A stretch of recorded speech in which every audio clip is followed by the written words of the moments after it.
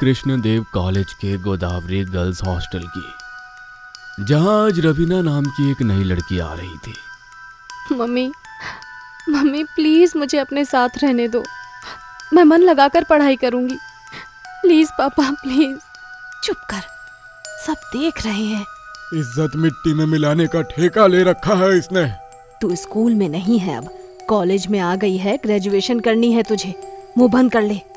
लेकिन रवीना चुपने को तैयार ही नहीं थी। उसके माँ बाप गरिमा और संजय उसे घसीटते हुए रूम नंबर 13 की तरफ ले जा रहे थे, क्योंकि उन्हें वही रूम अलॉट हुआ था और बाकी पूरा हॉस्टल उन्हें घूर घूर कर देख रहा था। ये लड़की मुझे मेंटली अनस्टेबल लग रही है। सीरियसली।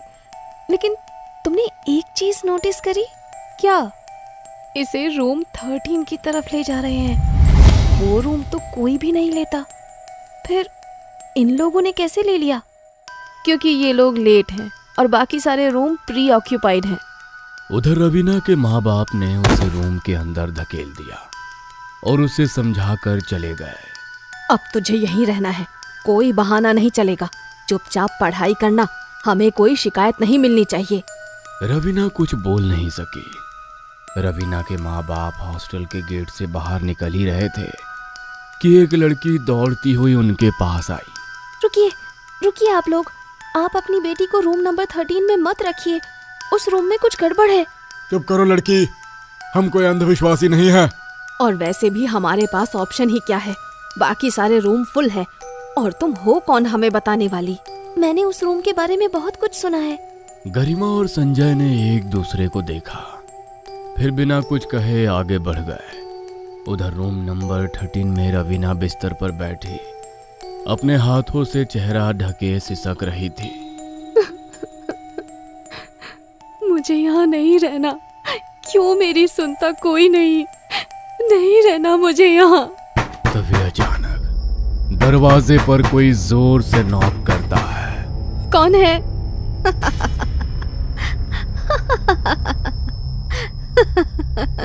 अरे खोल ना दरवाजा सिसकती रानी। शायद डर के मारे रो रही है। चल भाग चले। रवीना ने दरवाजा खोला, लेकिन सामने कोई नहीं था। तभी पीछे से आवाज आई। ओए बच्ची, पहली रात है तेरी, रैगिंग तो बनती है। चल नाच कर दिखा। प्लीज मैं पहले ही बहुत परेशान हूँ, मुझे अकेला छोड़ दीजिए प्लीज। पर रवीना भागकर कमरे में घुस गई और कांपती हुई अपने बिस्तर पर लेट गई। वो दोनों देर रात तक उसका दरवाजा पीटती रही और फिर चली गई। आधी रात बीत चुकी थी, बाहर खामोशी थी। रवीना की आंख खुल गई और वो फिर से रोने लगी। मम्मी कोई मुझे क्यों नहीं समझता। कमरे में किसी और के रोने की आवाज आने लगी।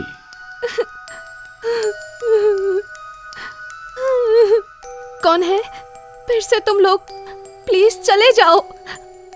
आवाज एकदम से बढ़ गई। रवीना के कान फटने लगे और अचानक बंद हो गई। रवीना थर थर कांपती हुई लेटी रही और किसी तरह सो गई। अगली सुबह कॉमन एरिया में रवीना धीरे धीरे चल रही थी जब संजना ने उसे रोका।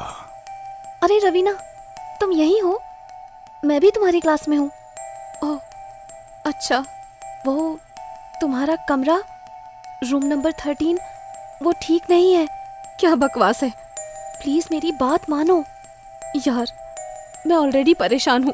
रवीना ने उस समय तो बात टाल दी, लेकिन उसी रात जब रवीना सो रही थी, ये कमरा मेरा है, चले जाओ यहाँ से। कौन है? कौन है? कमरे में कोई नहीं था। तभी एक परछाई बेड के नीचे से निकली और दीवार पर चलने लगी। वो तेजी से कमरे के एक कोने से दूसरे कोने में घूम रही थी। रवीना डर कर दरवाजे की ओर भागी, लेकिन दरवाजा लॉक हो चुका था। खोलो खोलो दरवाजा, कोई है, कोई है। रवीना चिल्लाते चिल्लाते बेहोश हो गई और फिर सुबह जमीन पर पड़ी हुई रवीना की आंखें खुली। वो उठते ही भागी और बाहर आकर अपने पिता को कॉल करी।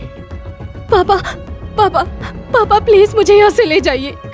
यहाँ इस कमरे में कुछ है, लोग सही कह रहे हैं। पापा पापा प्लीज मुझे यहाँ से ले जाइए। पापा आप सुन रहे हैं ना? बस कर अब। वहाँ पढ़ने भेजा है या तुझे नौटंकी करने? पहले ही बोला था ना, बहाने नहीं चलेंगे। मैं तेरा इंतजार कर रही थी, तू कहाँ थी? कुछ नहीं, बस ये कमरा छोड़ दो रवीना, वरना मौत से बदतर सजा मिलेगी। क्या? अचानक एक अजीब तरह से संजना ने अपना सिर झुका लिया। उसके सारे बाल उसके चेहरे पर आ गए। संजना तो ठीक है ना? तभी रवीना का फोन बजा। स्क्रीन पर लिखा था संजना कॉलिंग। रवीना ने चौंक कर फोन उठाया तो उधर से संजना बोली, आजा रवीना, मेस चलते हैं। रवीना के पसीने छूट गए। उसने धीरे धीरे सामने बैठी संजना के कंधे पर हाथ रखा। वो सिर उठाती है। सामने जो बैठी थी वो संजना नहीं थी। प्लीज प्लीज मुझे जाने दो, प्लीज प्लीज मुझे जाने दो। मुझे इंसाफ चाहिए। कैसा इंसाफ? मुझे जला दिया गया था, अब मुझे बदला लेना है। किससे? उनसे जो अब सीनियर से टीचर बन चुके हैं। मैं नहीं कर सकती, मैं नहीं कर सकती है। तो फिर तैयार हो जा उस सजा के लिए जो मौत से भी ज्यादा खौफनाक होगी। चुड़ैल की आंखें खून जैसी लाल हो गई। बचाओ बचाओ, कोई है क्या बाहर? प्लीज मुझे बचा लो। कमरे का दरवाजा अचानक खुद ही धड़ाम से बंद हो गया। कमरे में एक अजीब सी गंध भर गई, जैसे किसी जले हुए शरीर की। मैं ये कैसे कर सकती हूँ? मैं तो बस एक लड़की हूँ, प्लीज मुझे जाने दो। ओए पागल लड़की, दरवाजा खोल। क्या कर रही है अंदर? हॉस्टल को सिर पर उठा रखा है। फिर अचानक दरवाजा खुल गया और कमरे का सारा तूफान जैसे एक झटके में शांत हो गया, जैसे कुछ हुआ ही नहीं हो। इतना चिल्ला क्यों रही थी? हम सबको डरा दिया तूने। फिर से ड्रामा किया तो जान से मार देंगे, समझी? उनके बाहर निकलते ही रवीना भी दौड़ती हुई बाहर निकली और सीधे संजना के पास पहुंची। संजना, वो फिर से आई थी। तू सही कह रही थी, तू घर चली जा। मेरे मम्मी पापा मेरी बात नहीं सुनते, उन्हें लगता है मैं बहाने बना रही हूँ। संजना ने तुरंत रवीना की माँ को कॉल किया और पूरी बात बताई। देखो बेटी, हमें पता है रवीना पढ़ाई से भाग रही है। हमें इस बकवास में कोई दिलचस्पी नहीं है। आपकी बेटी खतरे में है, सुन रही है ना आप? फोन कट गया। रवीना की आंखों से फिर आंसू बहने लगे। तू मेरे रूम में रह ले कुछ दिन, मैं अपना मोबाइल ले आऊं बस, फिर चलते हैं। रवीना जैसे ही अपने कमरे में मोबाइल लेने पहुंची, उसकी चीख निकल गई। वही जली हुई औरत। क्या हुआ रवीना? जैसे ही संजना कमरे में दाखिल हुई, दरवाजा खुद ब खुद जोर की आवाज के साथ बंद हो गया। पूरे कमरे में अंधेरा फैल गया। हमें छोड़ दो, हमें जाने दो। हम आज के बाद इस रूम में नहीं आएंगे, हमें जाने दो। लेकिन चुड़ैल एक झटके में संजना के पास पहुंची, उसे गर्दन से पकड़ा और एक झटके में उसकी गर्दन तोड़ दी। तुझे उन सीनियर से बदला लेना था, तूने मेरी दोस्त को क्यों मारा?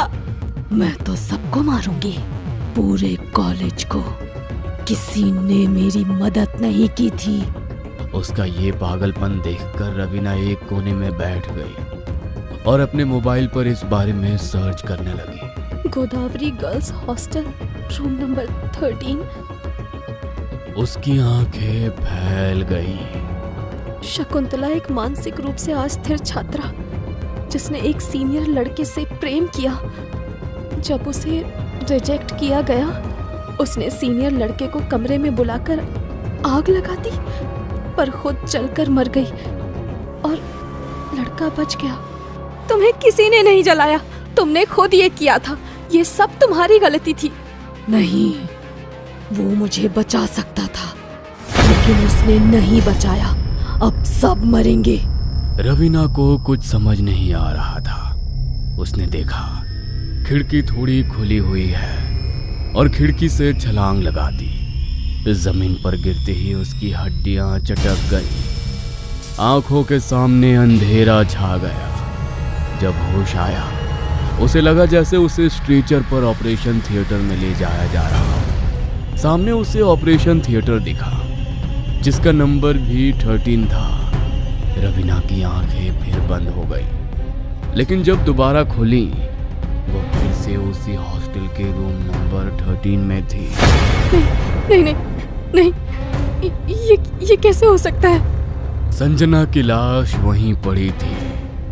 अब उसमें से तेज बदबू आ रही थी। रवीना ने मोबाइल उठाया और देखा 1 हफ्ता बीत चुका था। मैं 1 हफ्ते से यहाँ पड़ी हूँ। नहीं नहीं, निकालो मुझे, निकालो। कोई है क्या? कोई तो खोलो ये दरवाजा। आखिरकार एक दिन बाद दरवाजा खुला। बाहर खड़े थे काजल, पूनम और हॉस्टल गार्ड। अरे ये क्या हाल बना रखा है? पगला गई है क्या पूरी? तूने संजना को मार डाला। उसने काजल को नीचे गिराया और लातों से मारने लगी। पूनम चीखने लगी। तुम सब इसके जिम्मेदार हो, सब। उसने दरवाजा जोर से बंद कर लिया और तभी वही डरावनी चुड़ैल फिर से सामने आई। अब मेरी बारी है। उसने पहले पूनम को गला दबाकर मारा, फिर गार्ड को दीवार से टकराकर उसकी गर्दन तोड़ दी। काजल की आंखों में उंगलियां घुसा दी और जब तीनों मरे, चुड़ैल ने रवीना की ओर देखा। तू अब मेरी है, लेकिन तू जिंदा रहेगी, क्योंकि अब तुझे ही मेरी कहानी आगे बढ़ानी है। कहते हैं आज भी रूम नंबर 13 में रवीना हंसते हुए अपने बाल नोच रही है।